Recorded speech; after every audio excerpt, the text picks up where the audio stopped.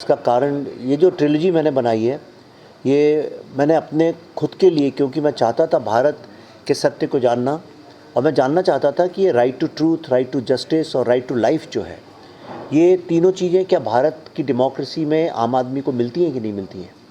और इसीलिए ये 3 फिल्में बनाई गई। लेकिन जो चीज़ मेरे हाथ में आई, जो बात, वो ये थी कि एक चौथा शेर भी है जो है we the people of Bharat, Bharat का आम आदमी नागरिक, जिसके लिए सब कुछ है लेकिन उसके पास कुछ भी नहीं है, उसके पास कोई ताकत ही नहीं है। तो ये डेमोक्रेसी जो है किसके लिए है?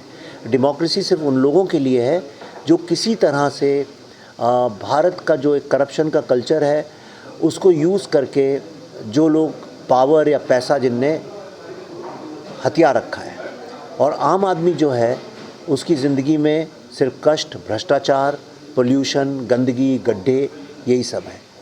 तो ये भारत का सत्य है। ये 3 फिल्में बनाने से ये बात मुझे समझ में आई। मेरी ज़िंदगी में यही सबसे बड़ा फ़र्क आया कि पहले मैं स्वतंत्र घूमता था और अब एक जेल में रहता हूँ सिक्योरिटी के साथ। दूसरा, पर जो पॉजिटिव बात है, जो परिवर्तन सबसे ज़्यादा आया, वो ये कि मुझे भारत को, भारत की आत्मा को, भारत की रूह को समझने का एक बहुत अच्छा मौका मिला। और मुझे ये समझ में आया कि भारत पे इतने अटैक्स हुए हैं, इतना आतंक हुआ है, इतना हम गुलामी, हमने सबसे ज़्यादा सही है, सबसे ज़्यादा परसिक्यूशन हुआ है, पर ऐसा क्या है भारत के अंदर कि हम बार बार ज़िंदा होकर खड़े हो जाते हैं और आज हम विश्व की एकमात्र सबसे ज़्यादा लंबी चलने वाली सिविलाइजेशन है।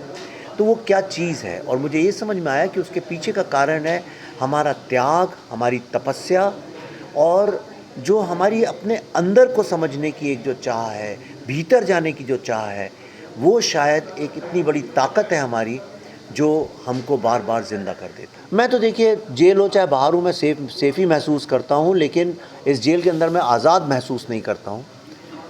बस यही मेरी जीवन की सबसे बड़ी पीड़ा है। धन्यवाद, थैंक यू।